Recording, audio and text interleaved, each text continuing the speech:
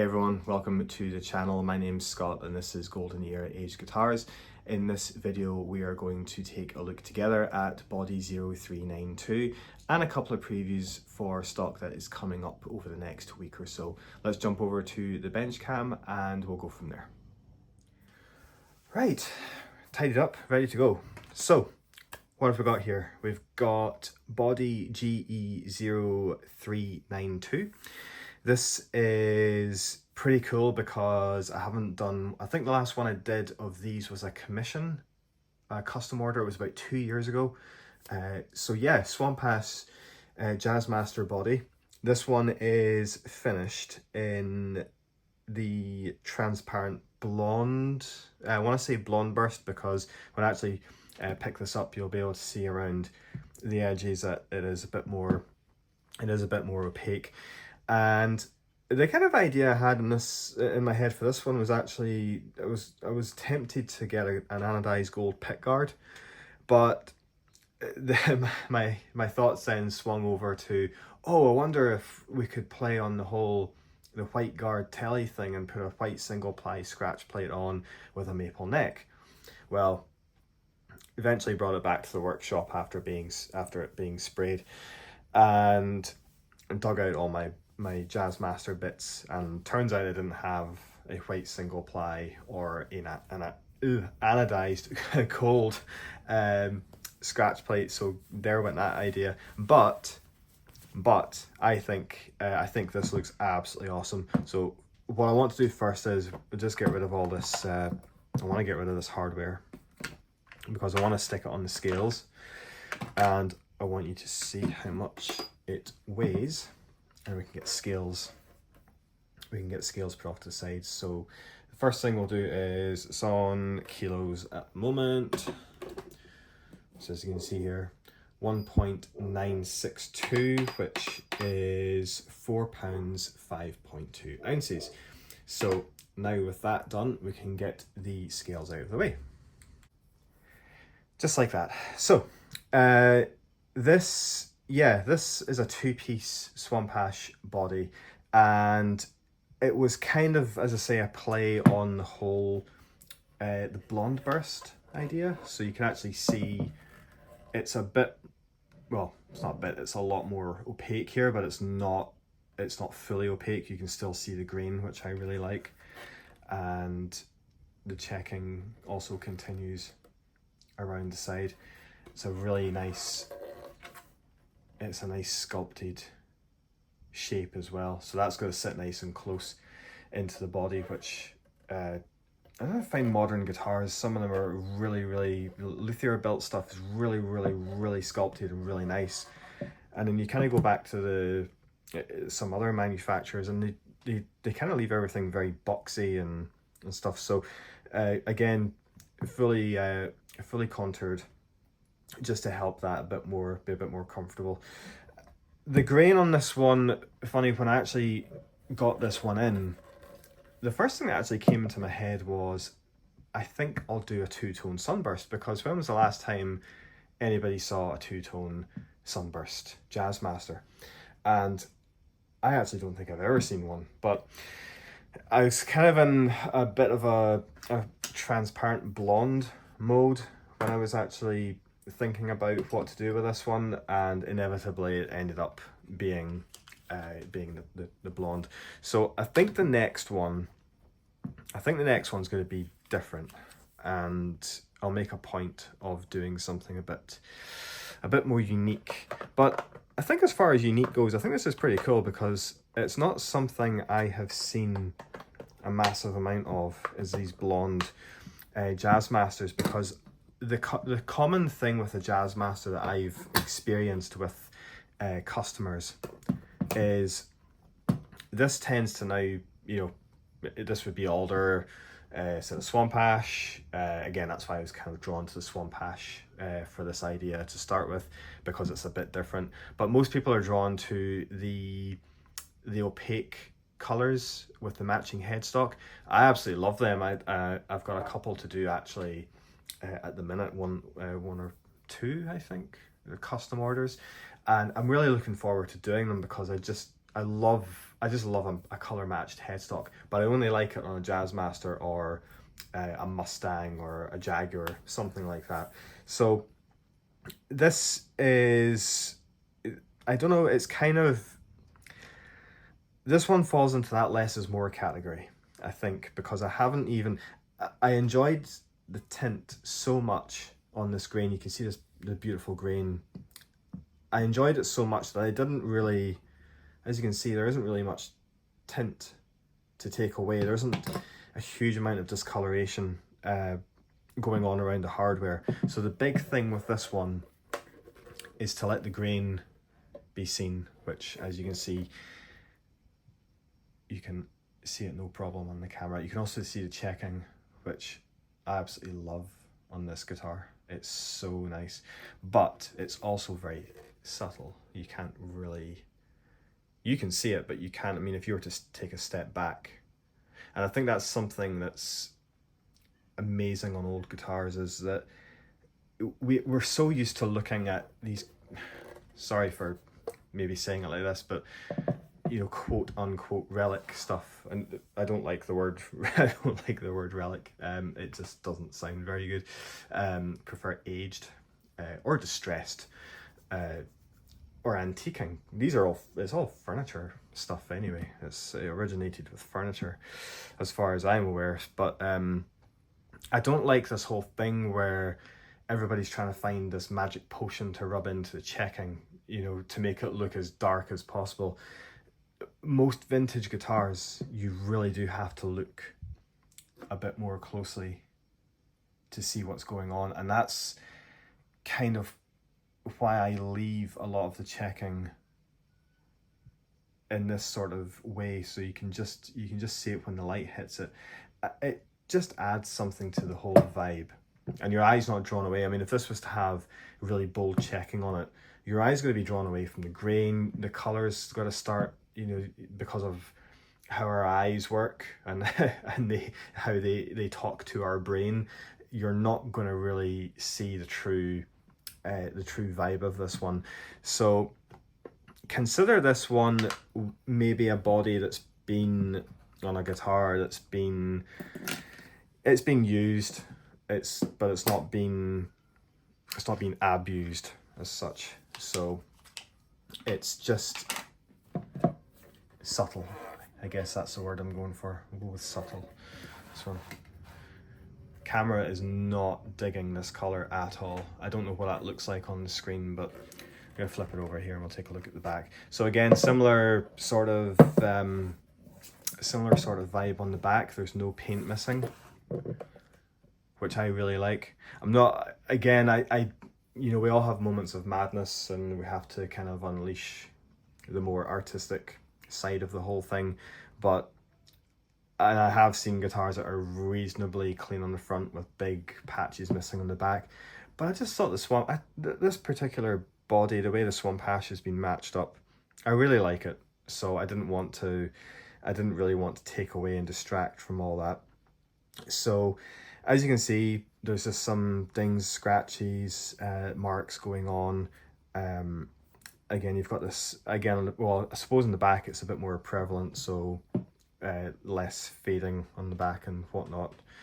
There is a bit of a burst going on around this, which you can probably see, well, I can see it in real life a bit more clearly than the front, but yeah, just a really nice checked lacquer finish.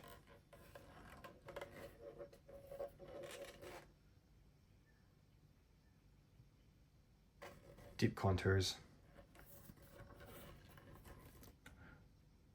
Dowel mark here, there's a dowel mark right in the middle. So this one, just based on the fact that I kind of rambled a bit maybe in the video I uploaded yesterday, which was the Epiphone 355 video. So I'm not going to go absolutely bananas with this one. I think everybody's heard enough of me for to last quite a while, and I've heard enough of myself that I think I need to take a week off from me. You do end up, when you're trying to do all this stuff, you do end up speaking a bit more than you're maybe used to. So I think the best thing to do is leave this one here, but what I'm going to do now is actually move on to something else that I've got coming up in tomorrow night's drop. So this is Thursday, tomorrow being Friday, and anything that you see here that I'm going to show you finished will be available in that drop. So let's take a look at the next piece. Now, I had one of these available with the body that sold last Friday, and this is a phenolic fiberboard, aka Bakelite pickguard. 5-hole, obviously, for the period of the early 50s. And most people that I've spoken to want these heavily aged. Not really interested in having them clean. So a lot of research has been done, and I found some pretty crazy examples. So this is kind of, I suppose, with the one last week, this is an example of one that's, it's been used, it's been well used. So you can imagine this on a fairly heavily aged, distressed or old Telecaster, blonde Telecaster. That's kind of the vibe that we're going for. Early 50s sort of thing, heavily worn neck. And this has kind of got it all, you know, on those old pick guards, it's a lacquer finish, and your hand's in constant contact with this. So it's going to show where that, you know, the mint scratch plates from the early 60s. It's a different type of wear, I suppose, but because of the lacquer that's on these, it just starts to do some pretty crazy things. And it's all just general wear, tear, age, lacquer shrinking, gassing out, things expanding and contracting, string wear going on. And of course, couldn't forget the can on which it was sprayed, leaving a silhouette on the back. So rough edges as well, nothing too neat. It's just a continuation of what the top looks like onto the sides. Now you can get these, you know, you can get these glass smooth, which they weren't. They wouldn't have been glass smooth back when they were released. They would have still had a texture to them, but they were always sanded and buffed out. So same as any lacquer finish, you can build and build and build, you know, build your coats up, layers and sand in between and stuff, so you're going to get it nice and flat. But again, nobody I've spoken to really wants that. That's not what I suppose I like to get involved in or do. So this will be available separately on the website tomorrow night, so that's really, really cool. I'm really looking forward to seeing how this goes. I have a bunch more, and I'm really looking forward to trying different things, I suppose, to seeing what level of aging you guys want to see. So please let me know what you think of this in the comments. There's no offense taken. It's going to be too much for a lot of people.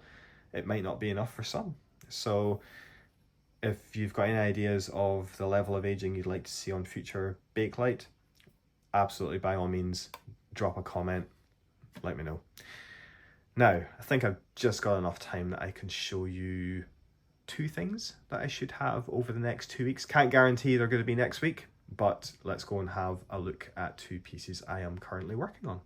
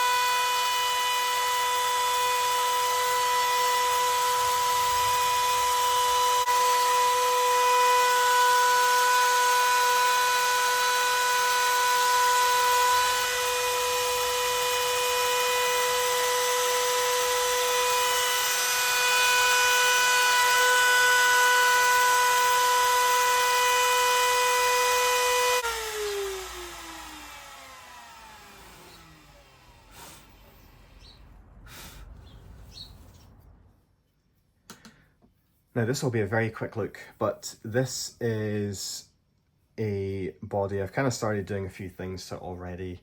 This is an alder body.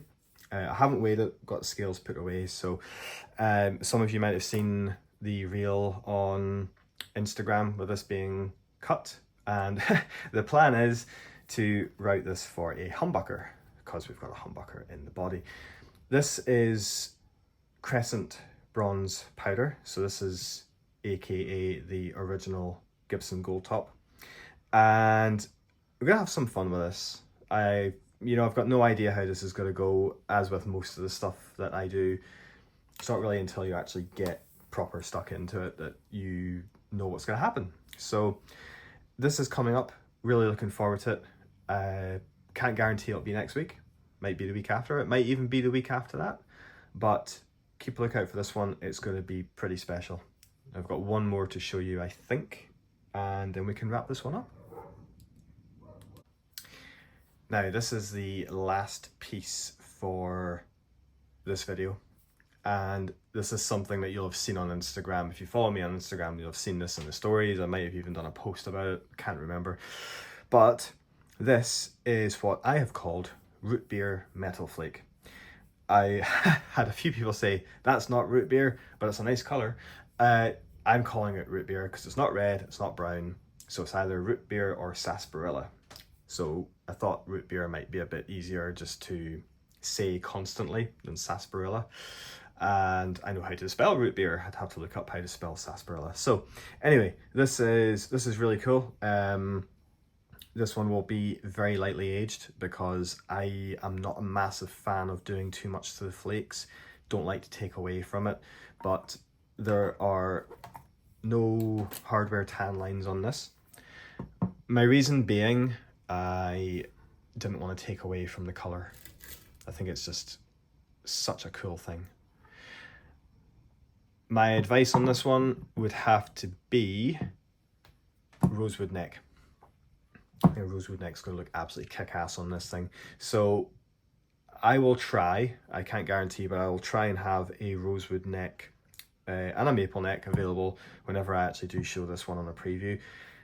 Simply just to give you guys some ideas. I think the mocking up thing kind of helps because, when you're trying to imagine what these things look like finished, it's so difficult. I have lots of conversations with people who buy bodies and then say, oh, I don't know, what do I do? Do I go rosewood? Do I go maple? I was thinking about this, I was thinking about that. So I will try and have bits and pieces available sitting here, ready to do mock-ups with, so we can hopefully look at that whenever this one comes up. So the next 2 weeks is looking pretty cool. I've got a lot of other stuff going on at the minute. When I say that, I still do some painting for builders, luthiers, and from time to time I have to kind of dial down Golden Era just to facilitate that sort of stuff. So with all that in mind, we'll leave that video today. Thank you so much for checking out all of this stuff. This is, trying to create content and come up with ideas with absolutely no budget whatsoever is really quite challenging, and trying to not make it stagnant and boring. But I'm glad you guys are all tuning in. I'm glad you're liking it. I hope this is more interesting than looking at the photographs, the photographic way of doing it that I was doing last year. And if you've got any more suggestions on what we can maybe talk about together, then feel free to drop me a comment. But for now, I will check out and I will catch you in the next one.